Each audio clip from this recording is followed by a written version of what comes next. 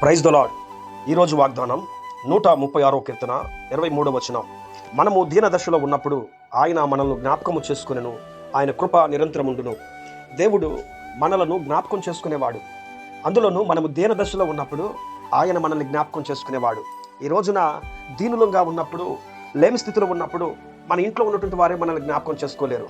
మన సొంత రక్త సంబంధికులే మనల్ని జ్ఞాపకం చేసుకోలేని పరిస్థితి, మనల్ని విడిచిపెట్టి వెళ్ళిపోయేటువంటి పరిస్థితుల్లో మనం చూస్తున్నాము. అయితే మన దేవుడు అలాంటి వాడు కాదు. ఆయన మన కన్న తండ్రి. ఆయన చెప్తున్నాడు, నేను మిమ్మల్ని జ్ఞాపకం చేసుకునేవాడిని. నీ తండ్రి నిన్ను మరచినా, నీ తల్లి నిన్ను విడిచినా, నీ వారు, నీకు కావలసిన వారు, నీ బంధువులు నిన్ను విడిచిపెట్టి మర్చిపోయినా, నేను నీ దశలో నిన్ను జ్ఞాపకం చేసుకునేవాడిని అని చెప్పారంటున్నాడు. అందుకే బైబిల్ గ్రంథంలో మీరు చూస్తే, ఇశ్రాయేలు ప్రజలు ఐగుప్తు దేశంలో బానిస బ్రతుకుతుంటే ఎంతో పెద్ద దీన దశ, ఎంతో పెద్ద దరిద్రపు దశ అది. వారు వెట్టి చాకిరిని అనుభవిస్తున్నారని బైబిల్ చెప్తుంది అక్కడ నిర్గమకాండంలో. అలాంటి పరిస్థితుల్లో మండుచున్న పొద ద్వారా దేవుడు సీనాయి పర్వతం మీద మోషేతో మాట్లాడుతున్నాడు. మోషే, నా ప్రజల యొక్క దీన స్థితిని నేను చూశాను.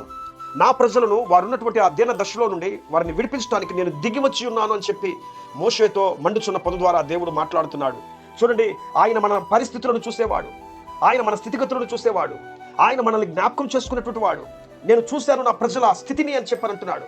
ఫరో రాజు వారిని పెట్టేటువంటి శ్రమను నేను చూశాను, వారు కలిగి ఉన్న దీన దశను నేను చూశాను, ఆకలి దప్పుల కేకలు నేను విన్నాను.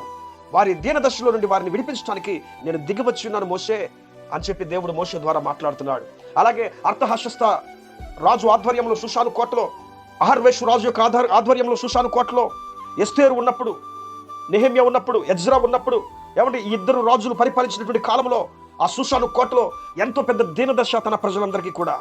అలాంటి దీన దశల్లో దేవుడు రాజుల యొక్క మనసులను మార్చాడు, రాజ కుటుంబీకుల యొక్క మనసులను మార్చాడు. దేవుడు తన ప్రజలకు అధికారాన్ని అనుగ్రహించాడు.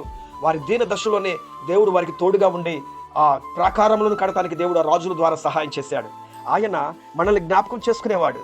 ఈ రోజున జ్ఞాపకం చేసుకునే దేవుణ్ణి మనం ఆరాధిస్తూ ఉండగా, మన చెంత ఉండగా మనం ఏ విషయంలో కూడా కృంగిపోవాల్సిన అవసరం లేదు, బాధను అనుభవించాల్సిన అవసరం లేదు. జీవము కలిగిన దేవుడు మనల్ని మనమున్న పరిస్థితుల్లో అన్ని విధాల జ్ఞాపకం చేసుకుని ఆశీర్వదించునుగాక. ప్రేమ కలిగిన తండ్రి, గొప్ప దేవుడా, ఎంత గొప్ప దేవుడునైనా మేమున్న స్థితిలో మమ్మల్ని జ్ఞాపకం చేసుకునే దేవుడు నీవయ్యా. గొప్ప కార్యాలు చేయండి, అద్భుతాలు చేయండి.